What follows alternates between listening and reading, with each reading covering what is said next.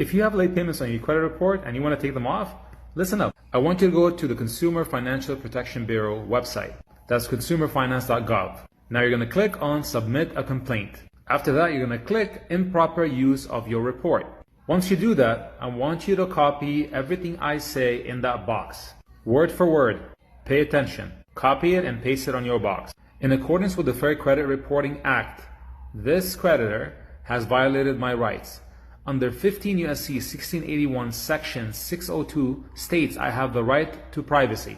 15 U.S.C. 1681 Section 604A Section 2, it also states a consumer reporting agency cannot furnish an account without my written instructions.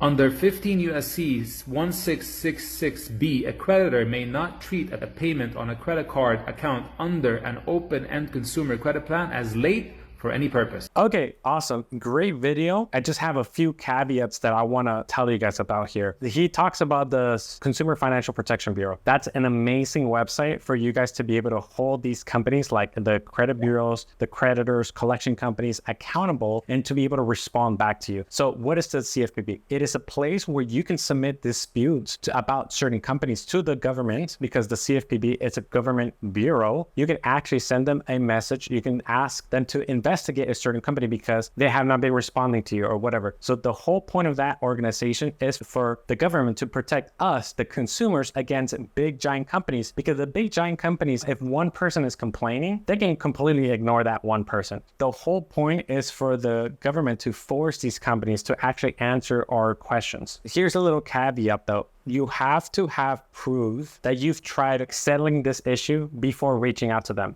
So for example, if this is your very first time that you contact that company stating that you want to get that late payment removed, they're going to tell you that you need to go and try to deal with them first. Everything he's saying is fantastic. Write down everything he's saying and then go on Google and verify that those laws is what he's actually claiming to be and read them, please. Because you don't just want to copy what he's saying and it's like you read the law and it's like, that's not what the law is saying. Like, trust me, I've seen so many of those videos. So first of all, write down what he claims the law says and then go do your due diligence and make sure that that is what the law is stating, right? The second thing is that instead of filing it with the Consumer Protection Bureau right away, I highly recommend you writing it in a letter and then sending it to the companies first. And then send it via the United States Postal Service because that's a government agency, and then certify mail with return receipt. That way, in case they ignore you, they're not helping you out after like 3 or 4 times you send them a letter and they're still not responding. By the way, you got to give them 30 days for them to respond to you.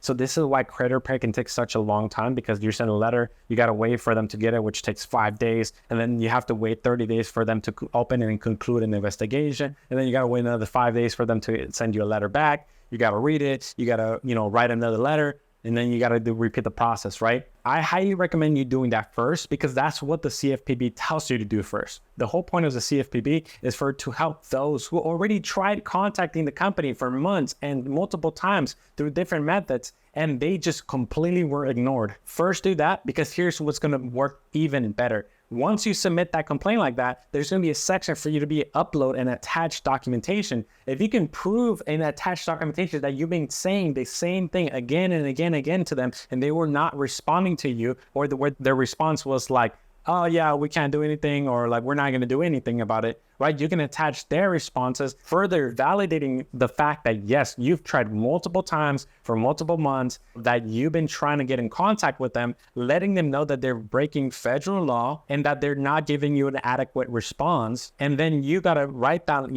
everything that happened and that expired and why you're disputing it. And that's going to give you more validation to your dispute. Everything he's saying is amazing. Again, I would recommend you first verifying that the laws of what he's stating is true, and then writing in a letter. You can even call, write down who you spoke to, what day, what time, all this information. Keep a track record. And then once after multiple months, they're not responding to you, then submit it to the Consumer Financial Protection Bureau. I hope that helps you guys.